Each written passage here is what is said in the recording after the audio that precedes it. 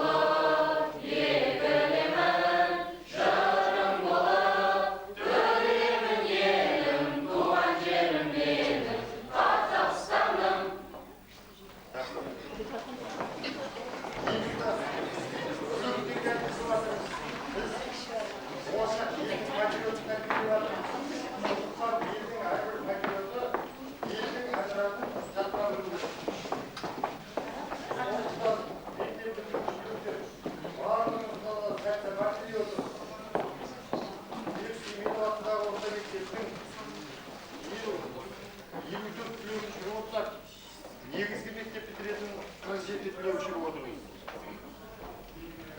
Барлығына да сәт-сапар халықтың қалаулысы, елдің елеулісі, ата-аналарының осындай еңбектерін бағалап, ұстаздарының мерейін көтере беріңіздер. Сәт-сапар барлығыңызға да.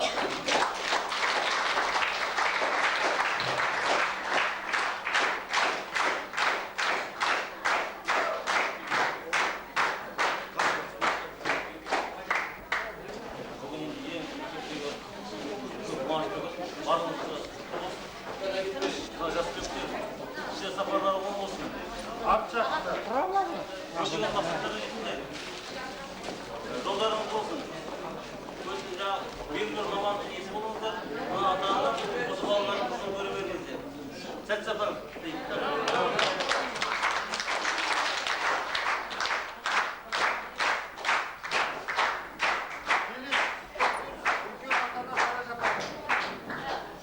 Балдарым, бәрекелді бүгінгі мына тойларың құтты болсын. Алдағы уақытта да тойларың тойғыласып, оқуға түсіп, ойлаған мақсаттарына жетіп, алдыңғы қатарлы оқушы болып, студент болып, мына ата-ананың, мұғалімдердің үмітін ақтаңдар. Жолдарың болсын. Сәт-сапар тілеймін.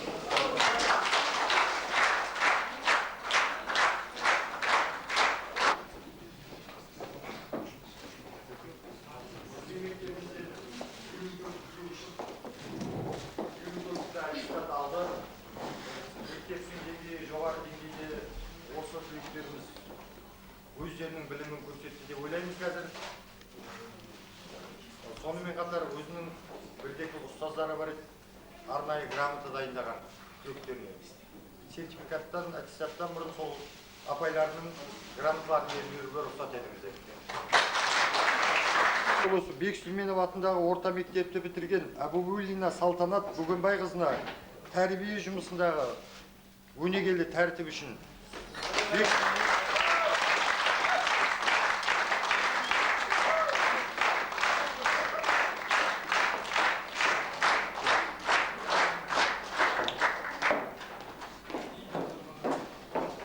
Иманғазин Бектенбек Әбиболла ауылына химия пәнінен оқып үйренудегі ерекше жетістік үшін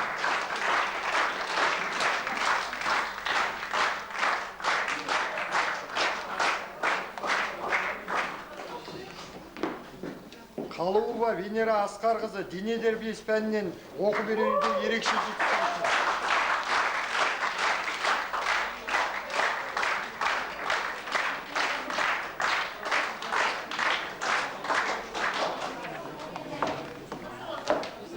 Аманжолов Ағбалов Ердос Ерболұлы дене тәрбиесі пәнінен оқу үйінде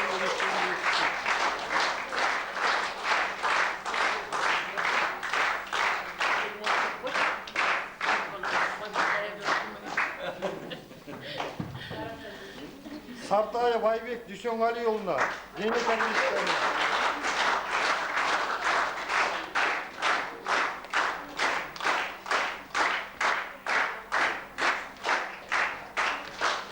Наурызова Алма Алтынбайқызы дене тәрбиесі пәнінен оқу үйінде.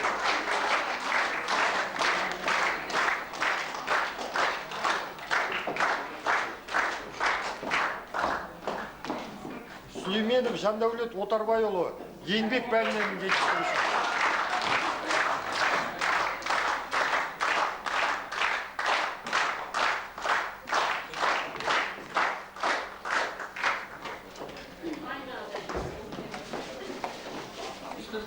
Өздеріңіздер қалған деген мен не бір шығатындар.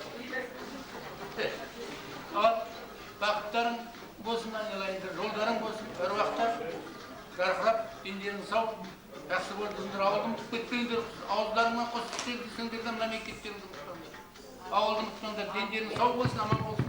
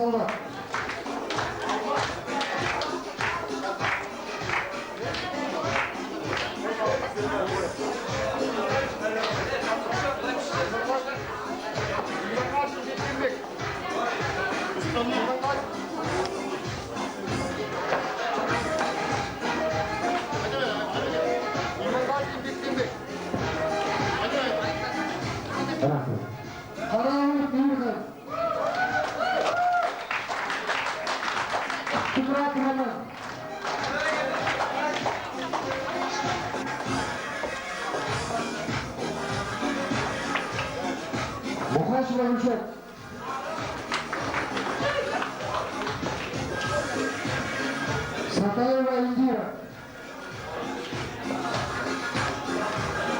Сартаева Айбек. Индира.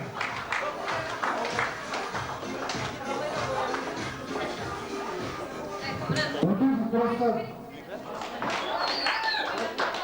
Сартаева.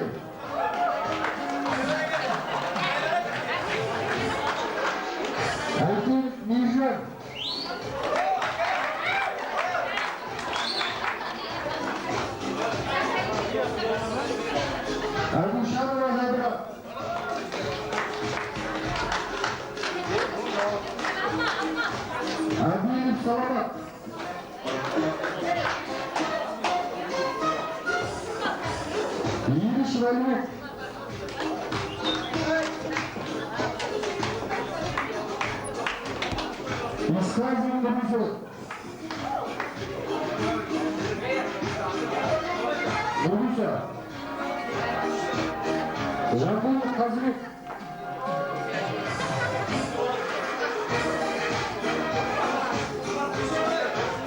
Жұмекеев Марман.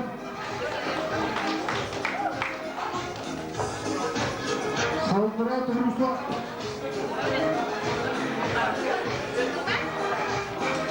Қалауова Венера.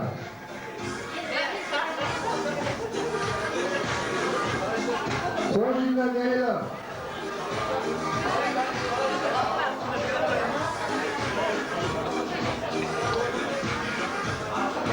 Мадриев Карим. Мұрзабек Ибраимбек. Сармурзин Гүлдерай.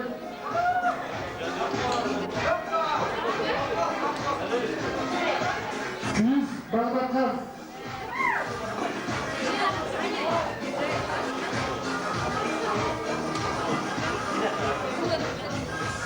Күйіс Рауыл Олсун.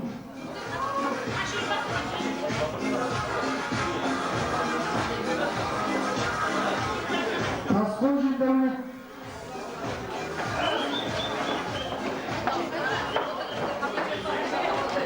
Күйіқалым Самат.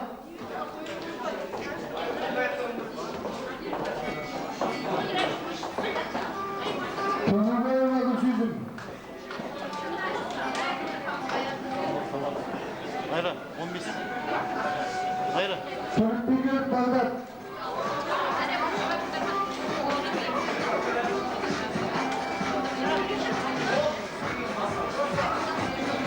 Ыбыраев Мариям.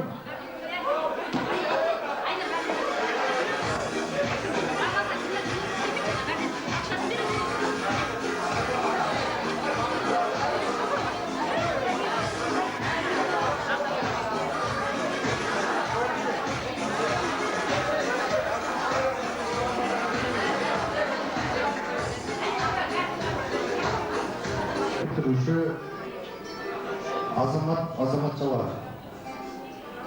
Бүгінгі сапарларыңыз барлығыңызға да сәтті болғай. Адам баласы ең бірінші өзіне-өзі шешім қабылдағанда есейеді. Сіздердің есейетін кездеріңіз осы сәттен басталды ғой деп ойлаймыз. Сол шешімдеріңіз, сапарларыңызды, өздеріңіздің ойларыңызды нақты шешетін болып, нақты ойлайтын болып, өткен кейінгі кездеріңізді, оның бәрін салыстырып, алдағы болашақтарыңызды жақсы жарқын қыла біліңіздер. Сәт сапар. Аман болғай.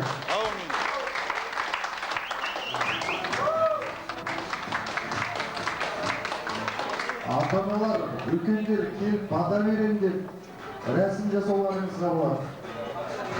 Сонан кейін салтанатты жиын жабамыз. Ерікті ата-аналарға береміз.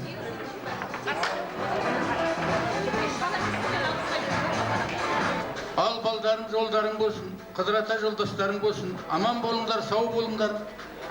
Әр уақытта біз сендердің тілектерін тілеп, оқудан келгендеріңде аман сау күтіп отыра, елде тыныштық бейбітшілік болсын, амандық болсын, тауықсыздық болсын, еңбегің сау болсын, құдай әр уақытта жастарыңыз ақ болсын, аман болыңдар.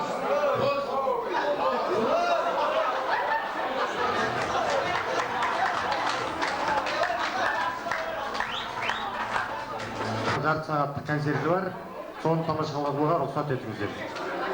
Осымен салтанатты жиынды жабық деп жариялаймын.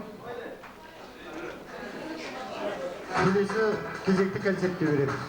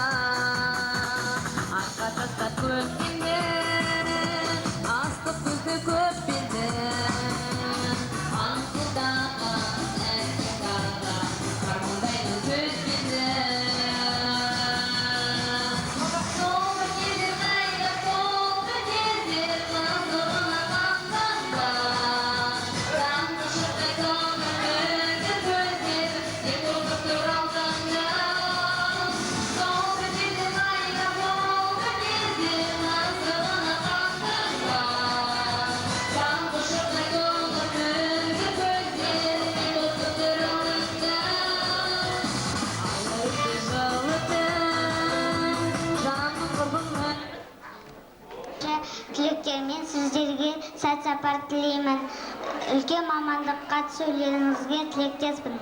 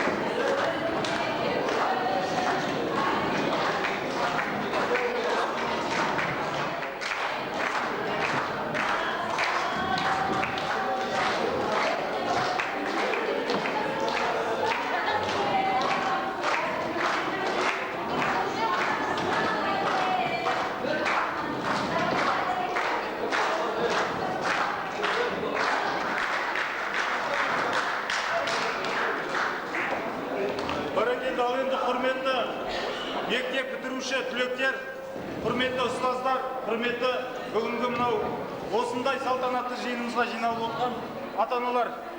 Біріншіден мынау бүгінгі балдарымыздың өмірінде болып жатқан ең қуанышты қызықты күндері құтты болсын баршаңызға.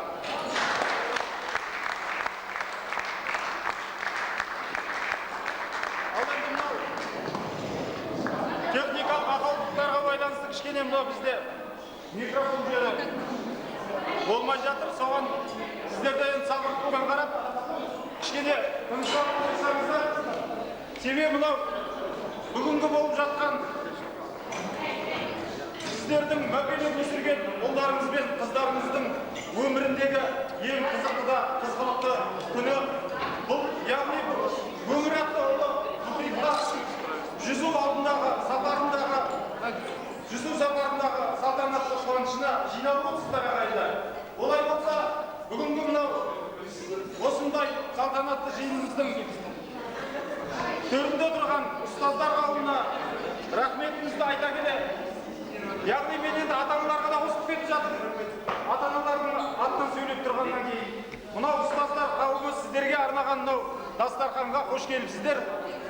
Мынау енді жалпы бұрынғы жиналыс деп, өзге де мына балдарыңыздың мысалы айтпақ, мына көкше жасына келіп жатқан кезде ресми түрде өтетін болса, мынау бүгінгі мынау мектеп бітірген бүгінгідей қуанышты күнінде, яғни мынау жақсы бір отырыс, жақсы бір көңілді есте қаларлықтай бір кеш өткізейік деген мақсатта өтіп жатқан іс-шара. Олай болса, құрметті ата-аналар, түлектер, ұстаздар, бүгінгі мынау ақ дастарханымыздың қуанышына жиналған ағайындар. Бірінші құттықтау сөз кезегін осы көңілді кештеріңізге қатысып отқан бүгінгідей мынау балдарыңызды 11 жыл оқытып, тоқытып, Алтын ұя мектептерінен ұшырғызып отқан мынау ұстаздар қауымының атынан мектебіміздің директоры Кенжалин Әбен мырзаға құттықтау сөз кезегін берген тұр. Қол соғып.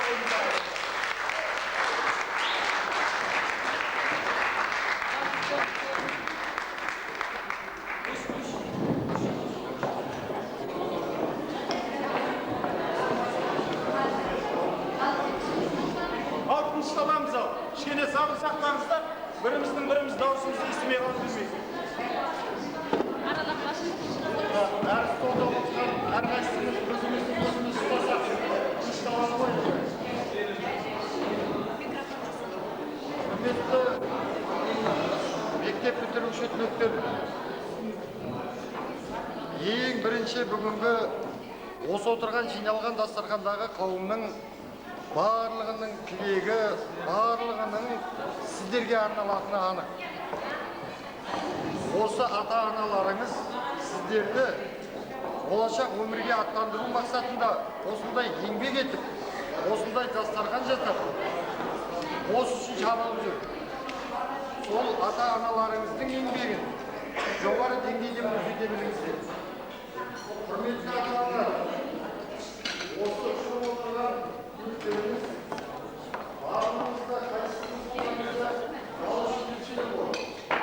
Сол балаларымыз сіздерді жоғары деңгейде көрсетіп, болашақта Қазақстанның дамыған елдерінің қатарына қосылып, соған қабылданып, сол деңгейді көрсететін, сол деңгейді жоғары 50-ден де төмен түсіретін азамат пен азаматшаларымыз осылар. Осы балдардың қадамдарына құт, сапарларына сәттілік тілеймін. Барлығымыздың семьяларымызға бақыт, қуаныш болсын. Бәрекелді, олай болса, құрметті ағайындар, балаларымызға жайған ата-аналарынан рахмет алып, жолымыздан ары қарай енді кішкене үзілістен кейін ямағымызды жөндеп алғаннан кейін ары қарай мына бүгінгі отырысымызда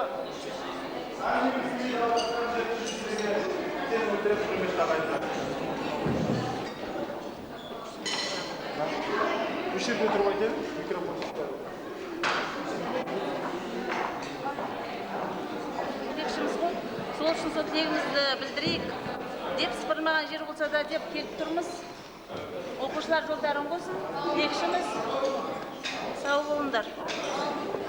Бәрекелді, рахмет.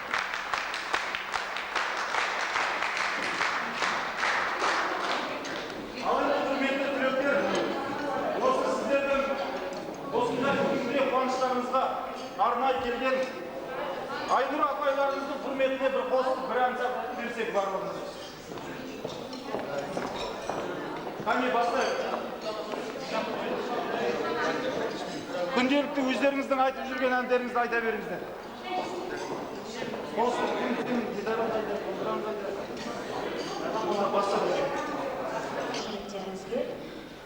Осындай бір үлкен тойға жеткенде бар, жетпегенде бар деп айта аламыз. Арамызда дастан бауырымыз өтіп кетті. Топырақ торқа иманды болсын. Қалған ұлдарымыз міне аман сау, 12-ші түгел деп айтқандай. Үлкен бір белестен өтіп, үлкен бір сынақтан өтіп, бәрі де ойдағыдай тапсырып, аттестаттарын қолдарына алып отыр. Соған дүркіретіп той жасап жатырсыздар, тойларыңыз құтты болсын. Бұл балдарыңызға жасаған тойдың алды болсын, той қыласын. Міне мектеп түлектері жолдарың болсын. Сендерге аналарынан кейінгі екінші ана деп айтады, ой ұстаздар қауымы үнемі ақ жол тілеп, қайда жүрсеңдер де сендердің хабарларыңды естіп біліп, тілектес болып отыратын оны өздеріңдер берсіздер. Біз үнемі тек мектепте жасайық, жасамайық, мұғалім болайық, болмайық. Өз басым ұстаздық өмір жолына ешқандай ренжімеймін. Қиын жолмен айтады, бірақ өзім ешқандай шаршаулық сезінген жоқпын. Біз балдарымызды, мына оқушыларымызды шынымен де жақсы көреміз. Олардан бірінші шәкірттеріміз 10-шы 4 жыл бойы оқыған ең осы оқушыларымыз. Біз қазір 25 3 класс болып бастағанбыз. Кейін оқушыларымыз жақта ата-аналарының осы көшкені бар. 2 қол 34 болып оқыттық. 34 болған сан жағынан ауырып қалғанмен, әр баланың өзінің қылығымен, өзінің бейнімен бізге ауыртпалық түргені жоқ. Қазір мен рұқсат етсеңіздер, содан бір-екі куә болатын балаларымның даусымен толғанмен сөз балалардікі тыңдаймыз десеңіздер, бір-екі бет оқып берейін деп едім. Ой, бәрекелді.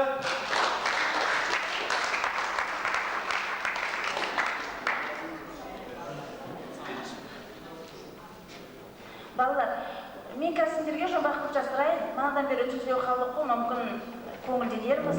Қазір сендер бұл қай класста оқылғанын, қай класста жазылғанын және кім жазғанын табуға тырысасыздар. Ата-ана өздеріңізде дауысмен болғанмен жазу балаларыңыздікі әдейілеп осындай бір тойға балаларымыз жастар сол кезде деп алып сақтап қойған қағаз еді. Менен басқа ешкім білмейді, мен алып келдім. Тыңдайсыз. Бір балам айтады, мен сабақты жақсы оқимын, ой айырамын. Үлкенге сәлем беремін, ұрлық істемеймін. Отырып айтпаймын, папама көмектесемін, баққа су құямын. Мен үйге көмектесемін, біз сарайға көштік.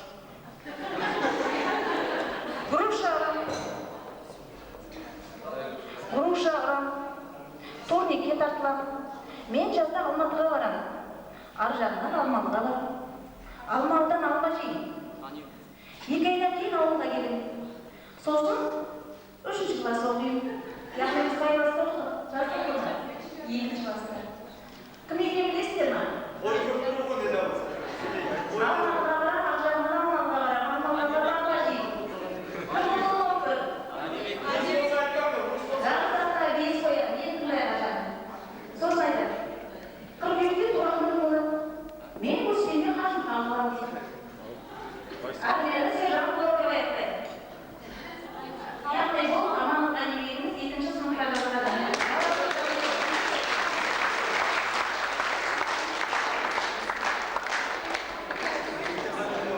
Мен мәселелерден адамдар негізі жиналған сол балдарының сол бір кезіндегі, сол бір ерке кезі, сол бір адал кезі, сол бір кішкентай кезіндегі сөздерін естен жүрсем, айтқа бұйырмын істеп тұрмын. Тағы бір балам жазады. Мен ерте тұрып жуынамын, тамақ ішіп төсегім жинаймын, сабаққа дайындаламын, оқып болғасын үй жұмысына көмектесем, газдың безі жоқ, үй жинап қағамын. су әкелемін, түскі тамағымды ішіп сабағыма барамын дейді де, кім екенін білесіздер ме? Ең соңғы сөйлем Ыршан Тігінші деп аяқтайды. Тауып алыңдар өздері. Ыршан Тігінші дейді. Мен түсінген жоқпын, бірақ өз түсіне чағылды екінші класста жазылған, соншалықты енді. Кім болуы мүмкін? Иә. Кім? Индира.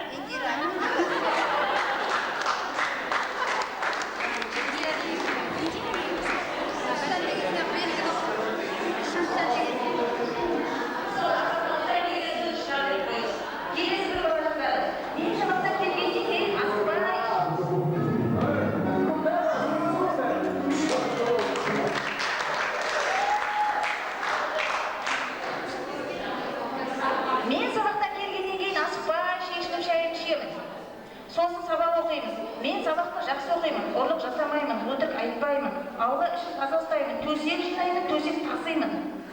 Үйді жинап қағамын, менің тазалығым жақсы. Шайдың орнын жинаймын, шай дайындаймын, бала бағамын, ертеңгісі 8-де тұрамын.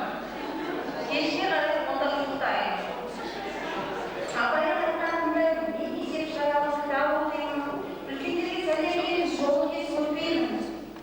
Бір үлкен адам қалса құрылысып жіберемін. Гүл суарамын, алыста жел шашамын, мен бақсүйер боламын. Мұң сияратамын, құрылымын.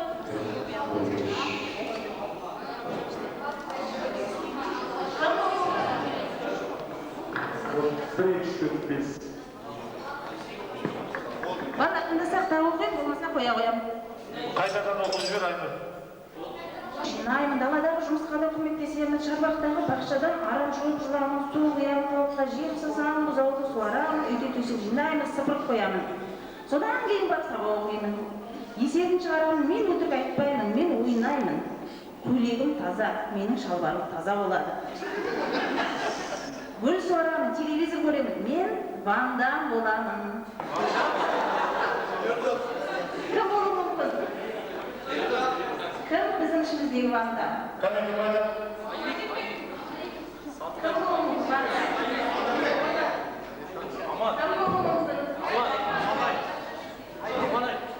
Аманай Ванда.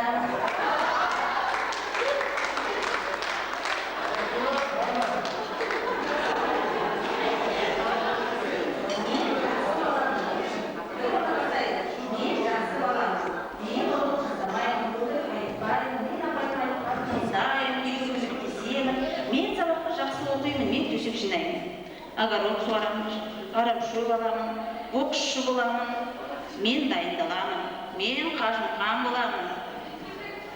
Мен турникке 30 тартылам. Мен өскесін боксшы боламын. Кім болуы мүмкін? 30 тартылған 2-ші сыныпта.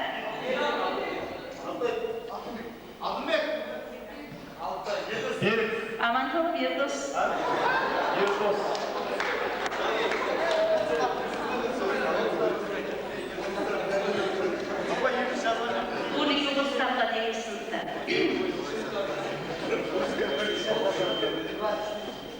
Үлкен адамдардың жолын кешпеймін, үлкен адамдарға сәлем беремін, мен үйдің ыдыстарын жуамын, айтып бүкіл шаруаны айтып келеді, сосын барып киінемін, сосын сабаққа кетемін, сабақтан кеткеннен кейін шайымды ішемін, шайдың орнын жинаймын, сосын сабағымды оқимын, сосын кеш болып келе жатқанда аяқ-қолым жуамын, үйге кіріп шай жасаймын.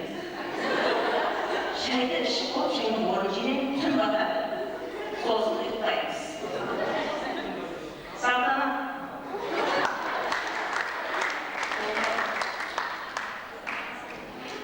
Мына жерде балалар отырса айтады, мен сабақтан кешікпеймін, сабаққа ерте барамын, асықпаймын, сабағым жаман емес.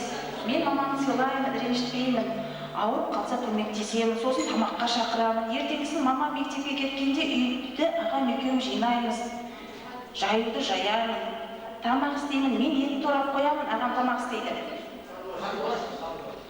Мамам мектепке келгенде шай жасап қоямын. Мамам келгесін шайды тамағымды ішіп алып киінемін, мен өтірік айтпаймын, мен әжелерге, аталарға көмектесемін. Құлап қалса ерінбеймін, көтеремін. Әжелер, аталар маған рахмет айтады. Бәрі жұмысқа мен барамын, мен ойнамаймын. Кешке мамамға көмектесемін, тамақ істейміз.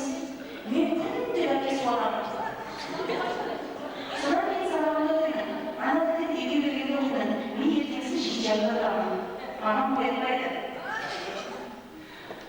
Мен айналмай құсағым келеді. Мен ағай сияқты ақ болғым келеді. Мамам мен бірге мектепте жұмыс істегім келеді.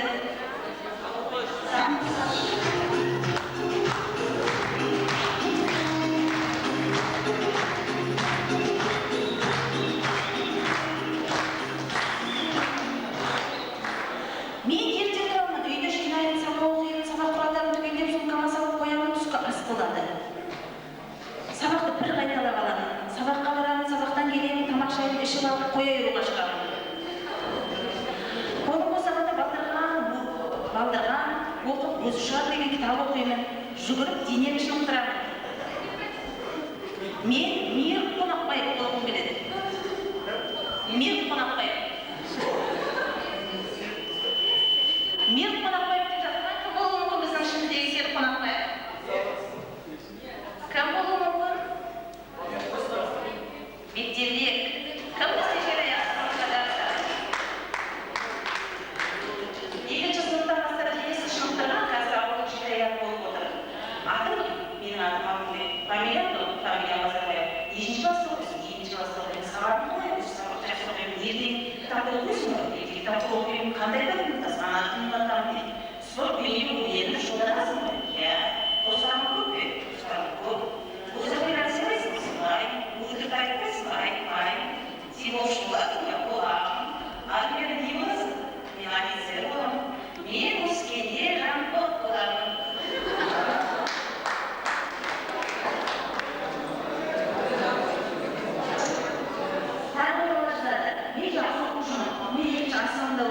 Мен сабақтан келген соң шай тамағын ішіп саймын да, болғаннан кейін ойнауға шығамын. Мен үлкен адамдарға сәлем беремін. Мен апайым айтқан тыңдаймын, бөпемді бағамын. Мен биші болғым келеді. Кім болғым мүмкін? Қаламқас. Сосын жазады, ана шығарманы жазған Ғалиева Қаламқас дейді, соны сөйлеймін. Мен жазғы дәптерді ұқсаймын деп жазады. Міне балдар, сендер екі сыныпта жазғанмен өздерінде есебіне сөйледі, бірақ осындай үлкен той болады, осындай үлкен жиын болады деп, тілектес болып осы бір жатырақ қалалардан сақтағанмын, мен өздеріне оқып бердім. Естеріңізге сала кетейін, осы жақыннан Амайдың аяғында менің ата-анам мектеп бітіргенде 50 жыл болып, Ақтөбе қаласында үлкен той жасады. Ол кісілер кезінде Шалқардың бірінші мектебін бітіріп, 25 жылдан кейін кездескен болатын. Бізге айтылса, қазір айтсам, 20 жылдан кейін кездесейік десем, балдарым ой дереді. Мен сендерге анық болған тойды айтып тұрмын. Яғни менің ата-анам барып, бірінші мектепті үлкен қара шаңырақты бітіргендеріне 50 жыл болып той жасап келіп отыр. Сол тойдың куәсі болдық. Біз де амандық болса, мен 5-10 демей-ақ қояйын. Осы жолымызбен 50 жылда кездесек, мен мына шығарманы қайта оқуға сендерге уәде берейін. Сау болыңдар.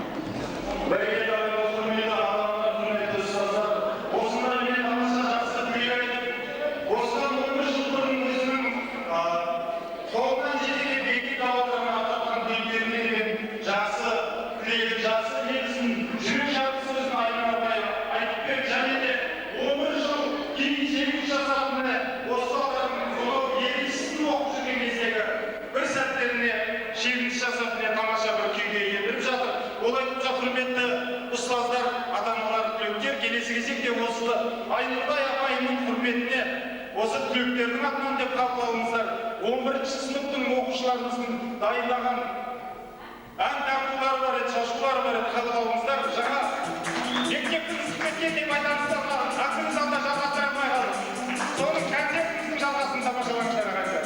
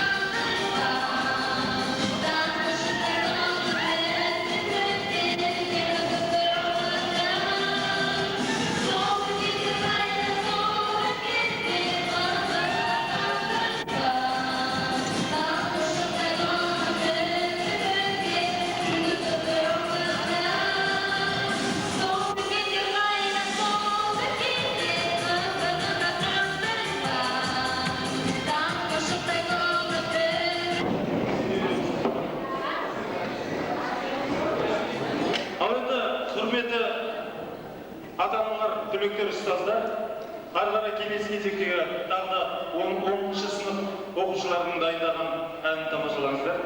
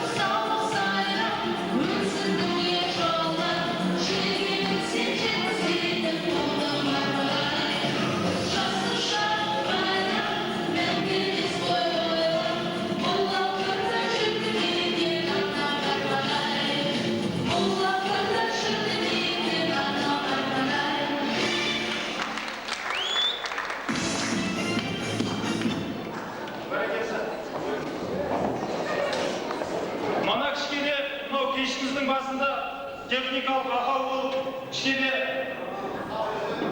үзіліс болып қалып жатыр. Соның әсері емес, сіздерді ғана билеген кезде кішкене жай билеп тұрсыздар. Мына қатты билесек, қайтадан қалғанымызға дегендей.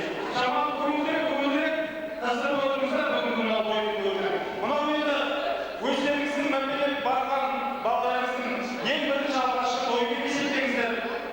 Ал енді құрметті ұстаздар, ата-аналар, түлектер, келесі тағы да бір үлкен құттықтаудың сөз кезегі.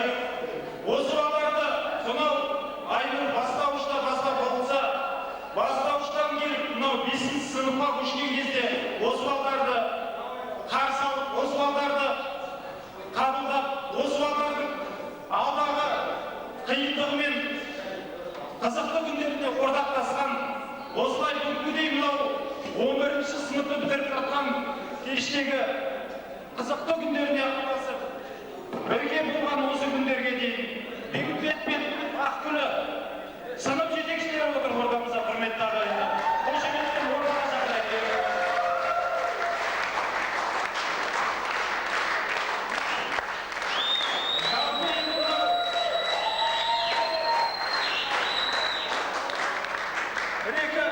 Бір-екі ауыз сөз айтып жіберейін, енді жалпында айтып жатамыз ғой, жақсының жақсылығын айт, нұры тасын деп. Бұл жерде менен тұра қалып екеуін мақтауға көңілден аулақпын дегенмен мынау өз балаларымыздың аузынан естіген бір-екі ауыз әнді айта кетейін. Осы жерде анау 5 күндік деген өтті. Содан әр мұғалімді сал десе, осы жерде Кәрім деген ініміз Бегімбет ағайын салат дейді. Билеген кезде осы банкеттердегі ортаға шығып, деп айқайлайды, Бақтылы кел деп. Айтқандай Бегімбет пен Бақтылы дегендей келдіңіздер.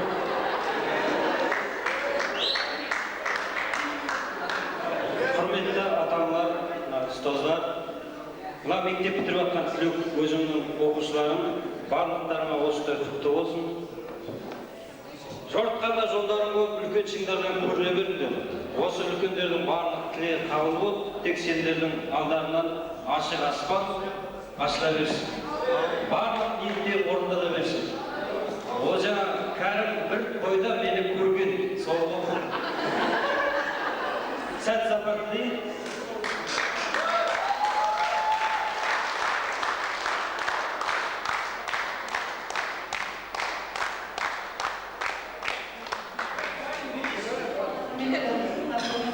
Кешке жиналып отырған мектеп түлектері, ата-аналар, мына бүгінгі болып жатқан қуаныш ұзағынан болсын. Мына алтын ұядан ұшқалы отырған мектеп түлектері, әрдайым жолдарыңыз болсын. Ұлттық бірыңғай тестті ойдағыдай тапсырып, ата-аналарыңды, ұстаздарыңды қуантып жатсыңдар. Әрі қарата осы қуанышты тағы да жалғастырады деп ойлаймыз. Осы қазақтың атын шығаратын салауатты, рухы биік Қазақстанның азаматы болуларына тілектеспін. Талаптарымен тауға шығып, асулар асыңдар. Үлкен жетістіктерге жетіңіздер. Сіздердің жетістіктеріңіз, біздің де жетістіктеріміз. Құрметті ата-аналар, үнемі мына балаларымыз сіздер мен бізден қуантып жүрсін. Жолдарыңыз болсын. Сәттілік тілеймін.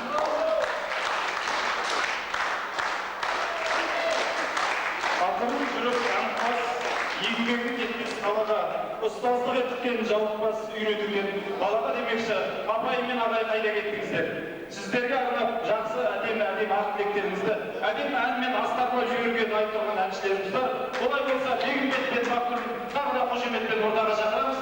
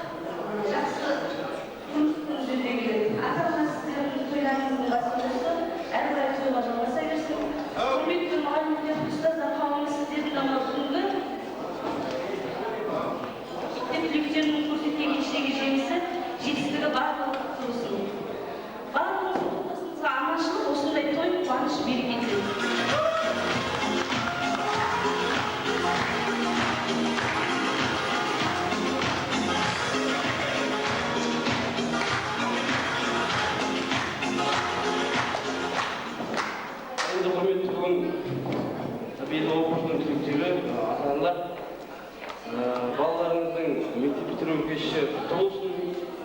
Ана оқушылар, жігіттер мен қыздар, ана болашаққа атаған өмір деген өмір басқа дейді, бір сатыға көтерілу, қалаған мамандықтардың иесі болып, еліміздің жақсы азаматтарына азаматшылық болғанына тілектеспіз.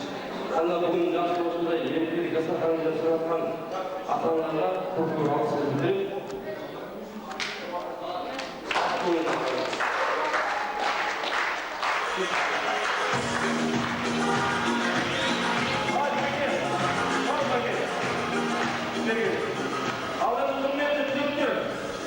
Жалпы мен адам танитын болсам, жалпы мен енді өзіміздің мақтаған өзімнің қарасы болды.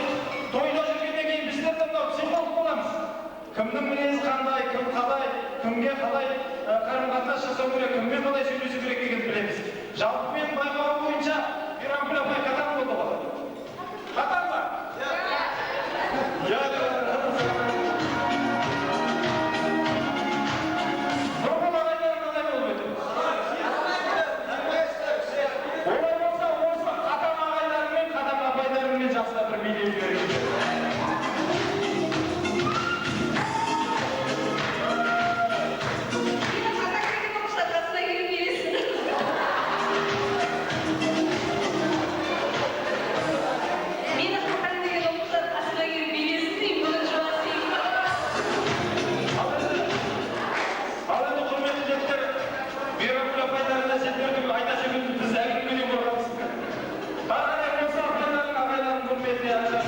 Biz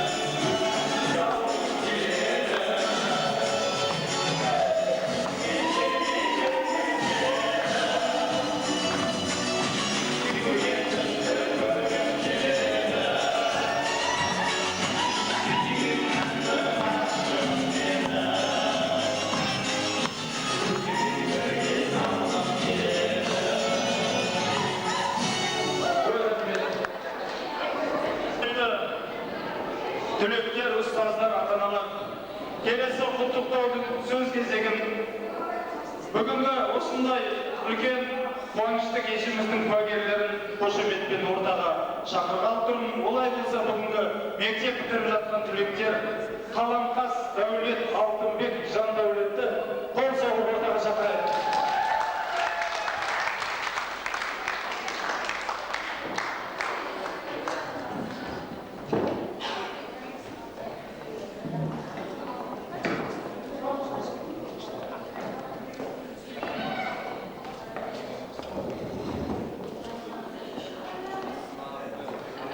Алайда құрметті түлектер, ұстаздар, ата-аналар, өткенде бір жақсы осы жерде үлкен бір кеш өтті. Сонда қатысқанда осы түлектерден сұрағанымыз, қай ұстаз өзінің қай қылықтарымен жақсы естеріңізде қалды деп. Сол кезде мен ұмытпасам осы Қаламқас намдасын Айнұр туралы бірталай бір жақсы сөз естіп қалып еді. Айнұр ол кеште қатыса алмай қалды. Олай болса өз аузынан естісін Қаламқастың. Тағы да бір қайталап айтып берсең, сол күнгі айтқан сөздеріңіз бәрі.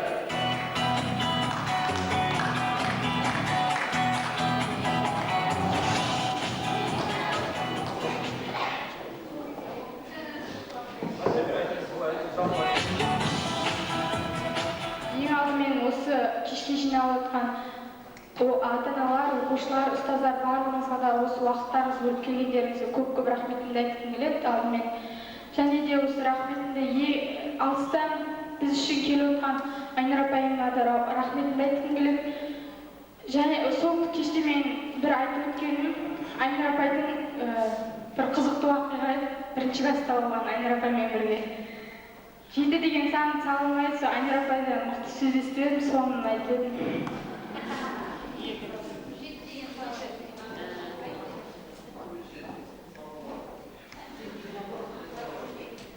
Ол оған айтып кететін болса, сол күні Айнұр апайдың настроениесі болған жоқ сабаққа келген кезде. Мықты қатын қылып бірінші классқа келгенімізге бір 7-ден кейін осы 7 деген санды үйреніп жатыр. Апай тақтаға 7 деген санды салып қойды, бірақ басын ирек қылдырып салды да ортасын сызып қойды. Кітапқа қарасам басы тіп-тік, былай тікірейіп тұр 7.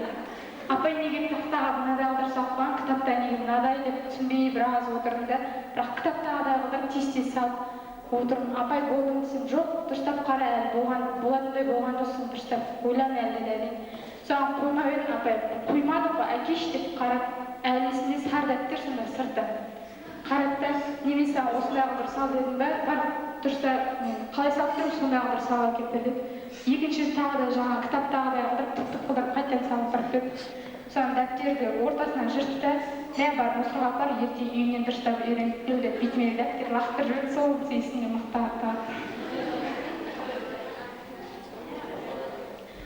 Бірақ Айнұр апай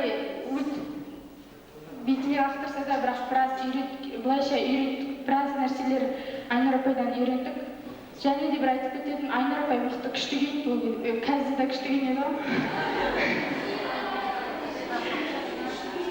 Бір қара плашық, басында ноты, сабақтан неден келе жатқаннан қыздар болып алдына бірінші шығамыз.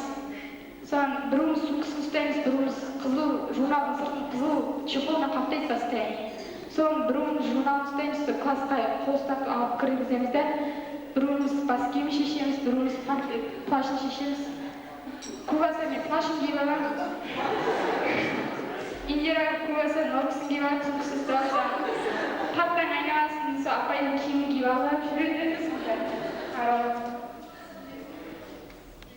Сол Айнұр апайдың сол кезде айтқан қызықты ақылдары.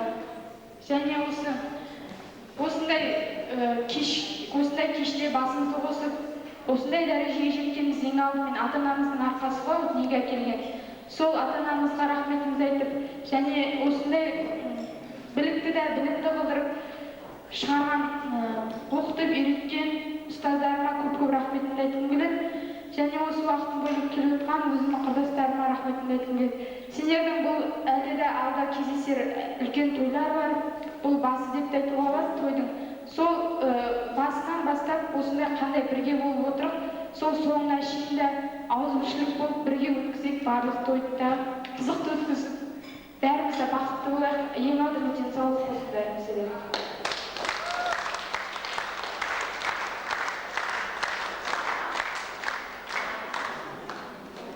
Құрметті ұстаздар, ата-аналар, түлектер, сіздерді бұл мерекелерді шын жүрегімнен құттықтаймын.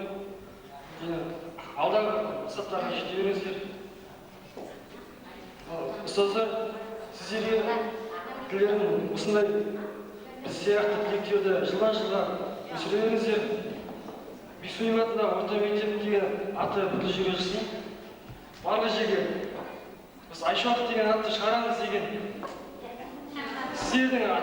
сіздердің сенімдерді ақтаймыз деп осы мектепте аттанып тұрмыз.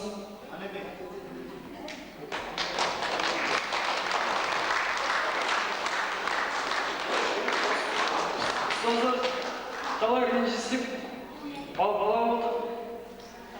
Сіздерді талай ренжістік, кешірерсіздер. Балалық деп ескерерсіздер соларды. Ата-аналар сіздерге осылай бізге көңілді кеш жасап беретіндеріңізге рахмет деймін. Барлық түлектерге рахмет.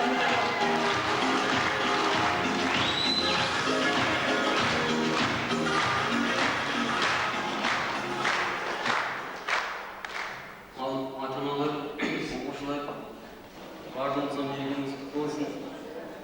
Сіздерге мына шалымыз тілектер сіздерге тілерім. Өмірде де әрқашан жолдарың бол. Мақсаттарыңа жете берулеріңізге тілектеспін. Және де осы бізге бірінші класстан бері білім нәрімен сөзін тапқан осы ұстаздарымызға мыңдаған рахмет айтамын. Және де әр кезде осылай барлығымыздың бастарымыз бірігіп жинала берейік, жүрген жеріміздің барлығын тойдымын бола берсін.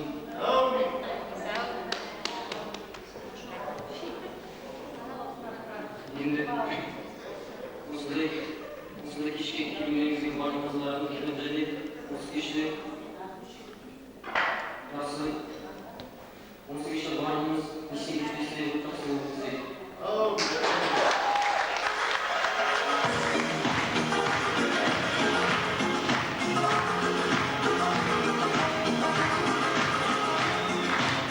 Құрметті ағайындар, Ақбөкен Дәулет, жаңағы жалпы атам қазақ айтып жатады, игіліктің ерте-кеші жоқ деп. Өте әдемі айтты, жақсы айттың. Еркелігіміз болып жатса, ренжітіп жатса, кешіріңіздер деп жатсыздар.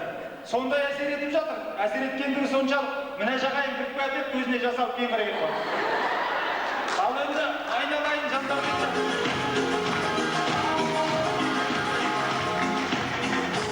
айналайын жандарбек, әрдайым осындай тойда кездесейік дейсің. Мектепті бітірдің, енді тойда кездеспегенде қайта кездесеміз. Бәрекелді, рахмет.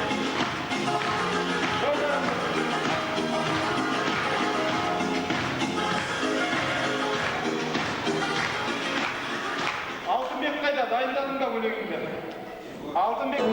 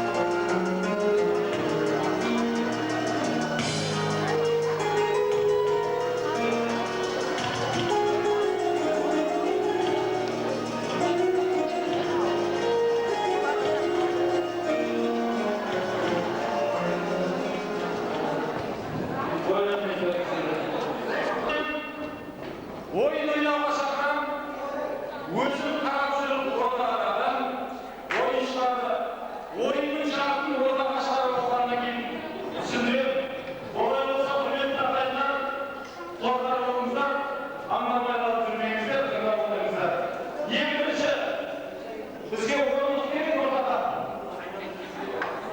Егметіне орындықтар қозғалысына бес орындық керек. Алты орындық болса тіпті жақсы. Айналдырымына шеңберек қуып қоясыздар.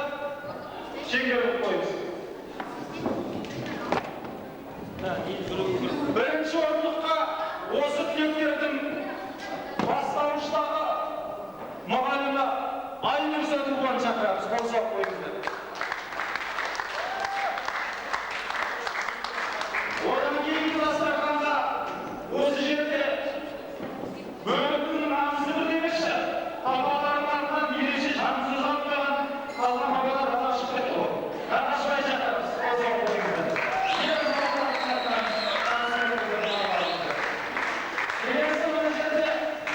Осы әжесінің астырат шағымызды сынып қойсын. Бәрекелді.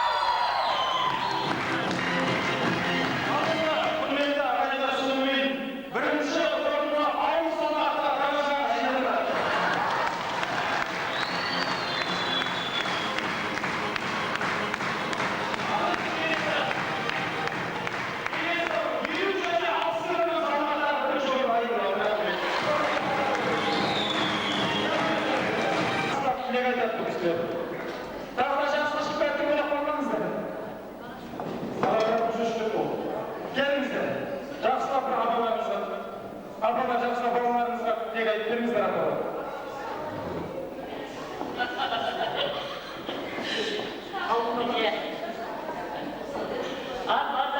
Мына өздерің оқығанда бірінші класста әскерде бар ғой, қандай болып жүреді, таудай болып шығады деген. Бүгін сол таудай болып шығып отырсыңдар, құтты болсын, мына аттестат алып жатсыңдар, өмірге жолдама алып жатсыңдар.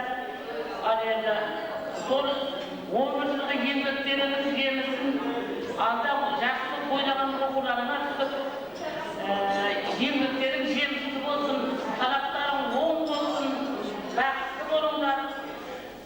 Келешекте осы мына менің заманымыздың жақсы азаматы болыңдар. Тек ашық аспан өмірлеріңе шаттық күшін тілеймін. Бақытты болыңдар. Жолдарыңа нұр өтсін. Жолдарың болсын.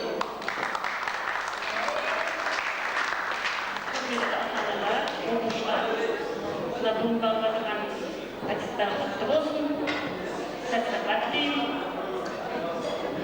Жақсы оқып, үлкен азаматша болыңыздар. Мына ұстаздарға көп рахметімізді айтамыз. Балаларымызды оқытты, тоғытты, үлкен азамат болды, азаматша болды, көп рахмет. Тойларын қойыласын. Сосын мына ата-аналар дастарханыңыздан әкеліп, құрметтеп, дастархан жасаған. Мына Әзинаменен Ивадаға көп рахметімізді айтамыз. Қандай дастархан жасап, құрметтеп, үйдің ұстарған. Мүмкіндік болсын, балдар жолдарыңыз болсын. Қалаған, мамандарыңыз бар бітіріп, үлкен азамат болып келіңіздер. Сәт-сапат деймін. Мына бірінші бүгінгі балаларға келген ата-аналар, мына балалардың сырбасы ғой. Құтты болсын, балалардың аттестаты мектепте болды. Екінші мына ұстаздарға білім беріп, кішкентайынан әкеліп берген. Осындай дәрежеге жеткізіп, сендер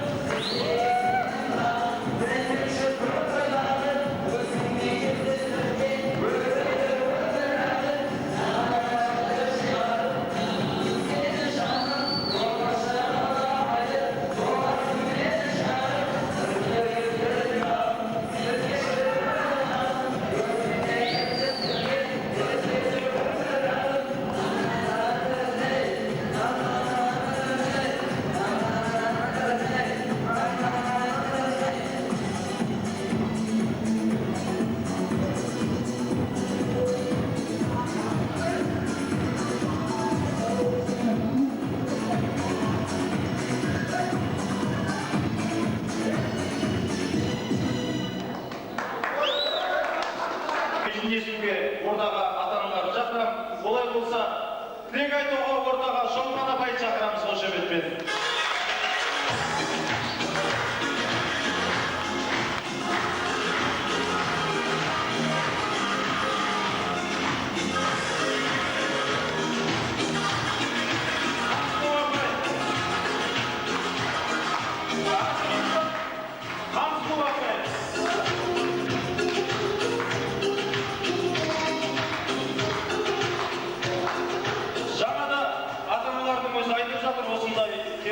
Отырысты ұйымдастырып жатыр. Қаншыда қошеметпен орнатты.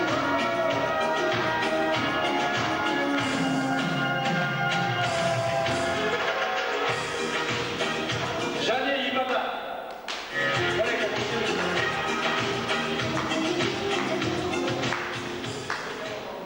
Ал құрметті оқушылар, мына бүгін біздің жиналған тойымыз тек сіздерге арналған. Өздеріңіз біліп отырсыздар. Қазір сіздерді оқушылар деуге болмайды, жаңа ағайларым айтып кеткен қыздар мен жігіттер деп атауға болады. Себебі сендер кәмелетке толдыңдар, сол кәмелеттің куәсі сіздер бүгін 11 жыл бітіріп, 11 жыл білімнің қорытындысы аттестат алып отырсыңдар. Аттестатпен бірге өздерінің білімін көрсетіп, сертификат алып отырсыңдар. Үлкен өмір жолына дайындық үстінде тұрсыңдар.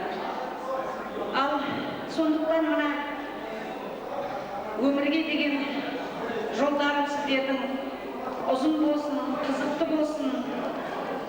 Өмірде өте көп қиыншылық кездеседі. Сол қиыншылықтан төзіп, не де болса алға қарай ұмтылып, өздерінің аңсаған армандарына жетіңдер. Келешекте біздің мына Бексүлейменов мектебінің туын биік ұстап, тек жақсы жайттан көріне беріңдер. Өздеріңіз біздің азаматтарымыз шықты. Не сондайда сендер тек биіктен көріне беріңіздер. Сіздерге қай жерде болса да сәттілік, денсаулық тілеймін. Ал мына ұстаздар қауымы 11 жыл біздің балдарымызды сусындатып білім берген сіздерге де көп рахмет. Әсіресе Айнұр апай бір емес 2 рет Ақсайдан келіп сіздерменен сіздің қуаныштарыңызға бөлісіп келгеніне сізге Айнұр апай көп рахмет. Ал мына ата-аналар сіздерге де рахмет. Бүгін той бәрімізге ортақ, осындай балдарымызды тәрбиелеп, бәрі біздің Айшуақ мектебі осы аудан бойынша 3-ші орын алды. Ол деген үлкен жеңістік. Осындай жеңістікке біздің балдарымыз әр уақытта жете берсін. Бізді балдарымыз тек төрден көрсетсін. Тек төрде отырайық осы балдарымыздың арқасында. Бәрімізге де көп рахмет. Ал балдар жолдарыңыз сәтті болсын. Әр уақытта да дендері сау болсын.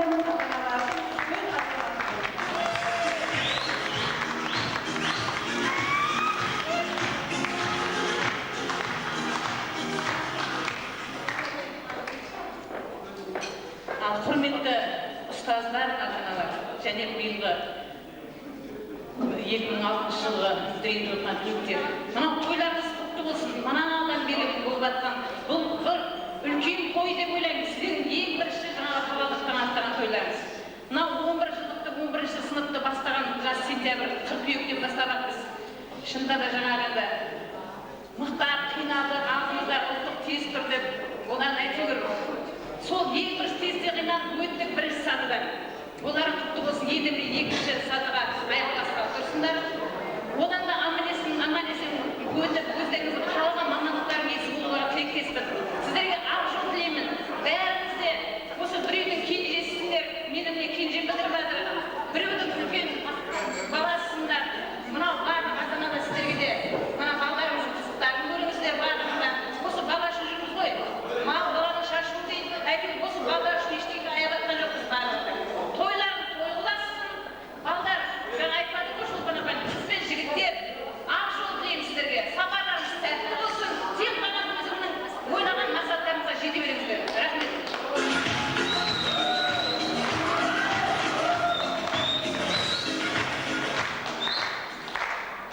Ал мына құрметті балдарымыз, жаңа ағайларымыз айтып жатыр ғой, бұрын оқушылар болса енді бүгіннен бастап азаматшасыздар, сіздер қолдарыңызға аттестаттарыңызды алып, үлкен қуаныш үстінде отырсыңдар.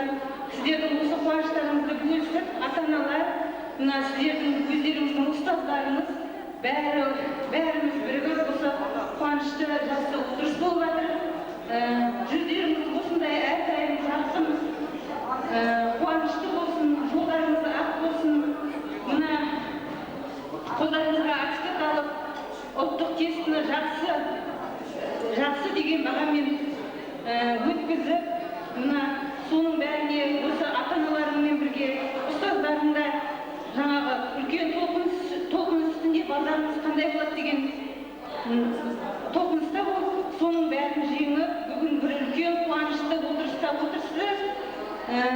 Жолдарыңызға ақ жол тілеймін, дендеріңіз сау болып, үлкен азамат болып, осы ата-аналарың менен ұстаздарының үлкен қуанышы болып, мақтанышы болып, алдағы уақытта жүре беріңіздер. Тек қана жақсылық тілеймін.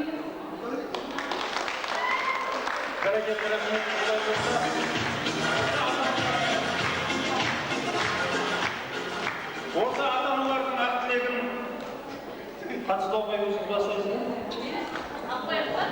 Өлең.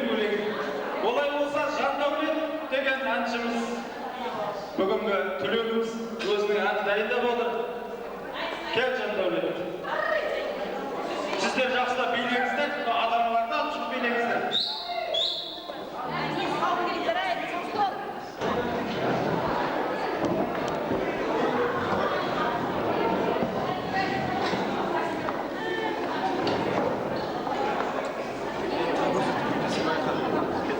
Келіп шыққасын, ешкеден бар кетсіресің.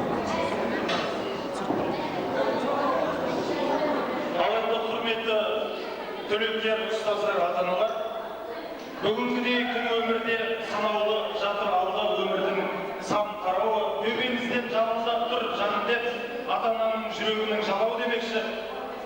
Тағы да сөз кезегін осы жерде отырған, осындай отырыс жасауға бар күш-жігерін жұмсаған, осындай отырысымызды тамаша жақсы өткізуге бар мүмкіншілік жасаған осы жерде жүрген бір топ ата-аналар бар, құрметті түлектер, ұстаздар. Олай болса, келесі құттықтау сөз кезегіне ортаға Адина, Майра, Ибада, Күләш шақырамыз.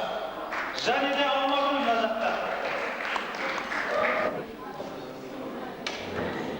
Құрметті ұстаздар, ата-аналар, түлектер, яғни айтқанда жас жігіттер мен қыздар, бүгінгі болып жатқан үлкен тойымыз ұзағынан болсын, қуаныштарың құтты болсын.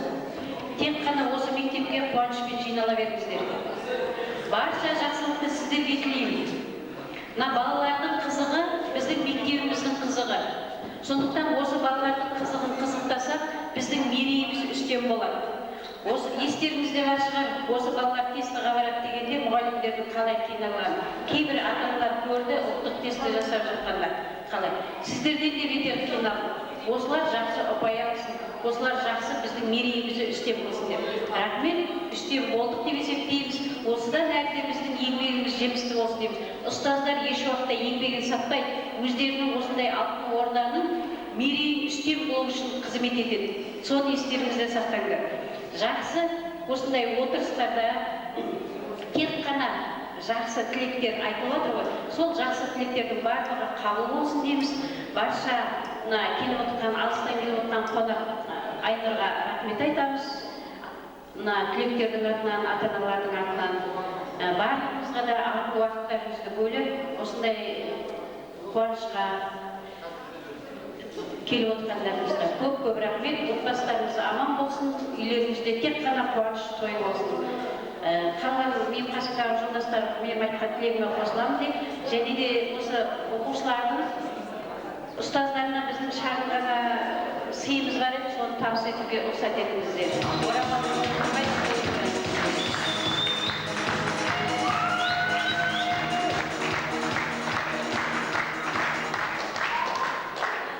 Ал бүгінгі мына кешке жиналып отырған құрметті да аяулы ата-аналар, ұстаздар, ұлдарым және қыздарым, бүгінгі той барлығыңызға да құтты болсын. Ал мына ең біріншіден осы Бек Сүлейменов атындағы ұстаздар коллективіне, яғни ұстаздар қауымына айтар алғысымыз шексіз. Мына Айнұр сіңіліме сонау Ақтаудан келіп, осы балалардың тарыдай болып мектепке кірген кезде білім беріп, содан жоғарғы, бастауыштан жоғарғы баяндауышқа шығарып, одан ұстаздар қабылдап алғаннан кейін, осындай білім сусынымен сусындатқан Бек Сүлейменов атындағы ұстаздар қауымына ата-аналар атынан үлкен рахметімізді айтамыз.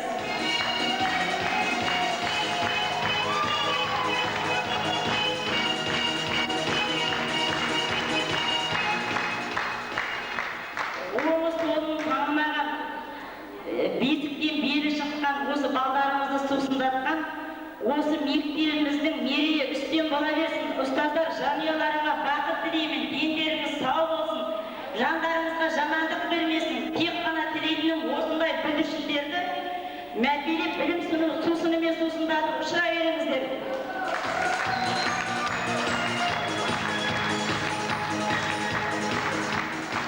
Ал бүгінгі мектеп бітіріп жатқан ұлы мен қыздарыма айтарым, алған білімдеріңіздің негізгі танытып сіздер аттестаттарыңызды алып отырсыздар. Осы аттестаттарыңыз құтты болсын. Бұдан әрі өмірдегі өздеріңіздің таңдаған жолдарыңызды таңдай біліп, еліміздің аяулы ұлы мен қызы болуларына, ата-ананың абыройлы ұлы қызы болуларына тілектеспіз. Ата-аналарымыз соларға ғана тілектес.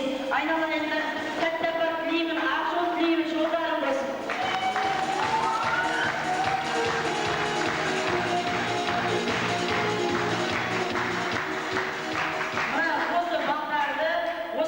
Дүниеге әкеліп, өсіріп, аялап, мәпелеп өсірген ата-аналар, өзімнен жасты кіші сіңілілерім бар, апаларым бар, әжелерім бар. Барлығыңызға да осындай балдарыңыздың қызығын көре беріңіздер.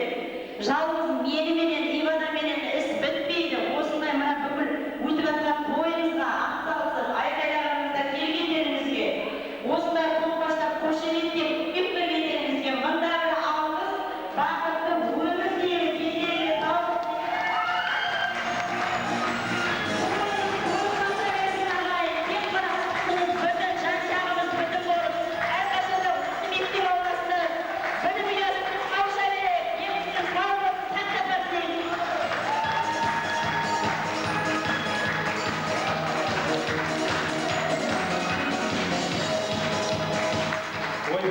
Асаба болатын адамсыз ғой.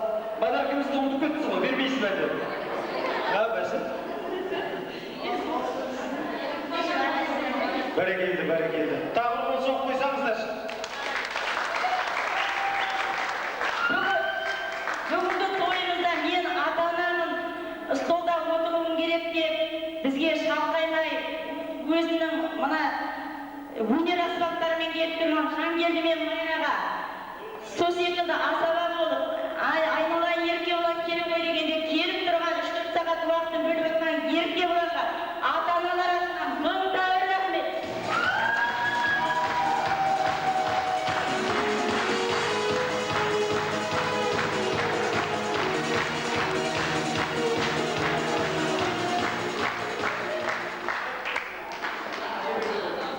Ал мына бүгінгі кештегі азда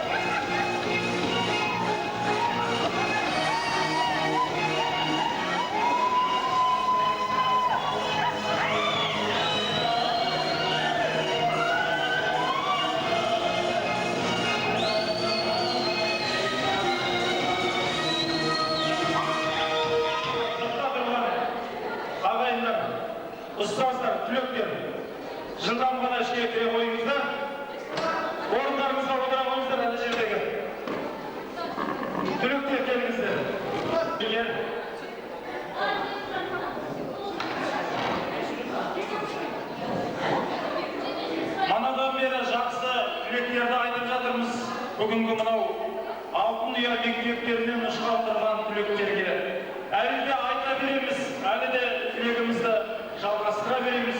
Және де жаңағы сөзімді тағы да шегелей түсетін болсам, құттықтап жатқан ағайындардың легі таусылар емес, келіп жатыр.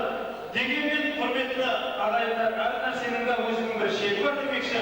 Бүгінгі мынау осындай қуанышты кештің, отырысымыздың, бүгінгі шайымыздың батасын мынау мектеп, алтын ұя мектебінен ұшқалдырған түлектерімізге ақшан түлек батасын бергелі отырған үлкен ағаларымыз бар осы жерде.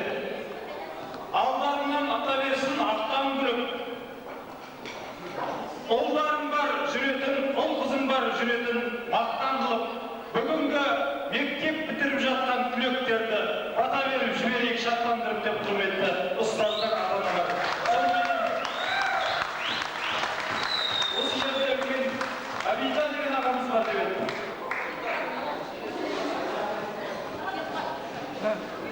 Одан кейін үлкеніміз кім екен осы жерде? Мына жарасыз ой.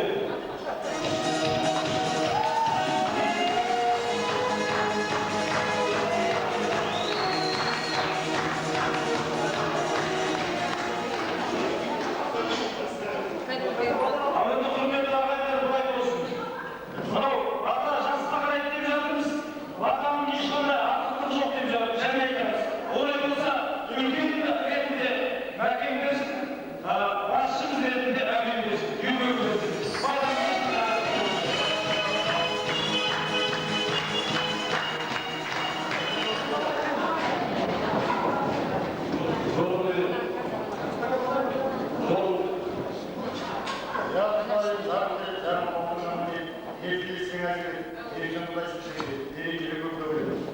Осы отырған түлектерді сабақтарыңыз оң болып сәтті болып, шаңырақтарыңызда қуаныш тойып, ертеңгі күндеріңіз шаңырақтарыңызда күннен күнге жарқырай берсін. Сапарларыңыз сәтті болғай. Мен де қосыламын.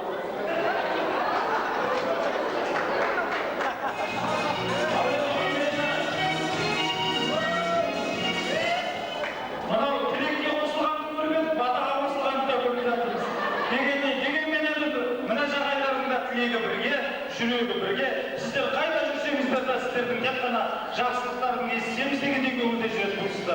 Өзі кішкентай болғанмен жүрегі үлкен бұл кісінің, құрметті ағайындар. Ал енді олай болса, құрметті ата-аналар, түлектер, бүгінгі мынау салтанатты жиынымызды қазір дастарханнан тұрғаннан кейін жақсылап тұрып 1 сағат бимен жалғастырамыз. 1 сағат биден кейін сағайындығымызды да хабарда кетейін сіздерге. Оны да қуантай болып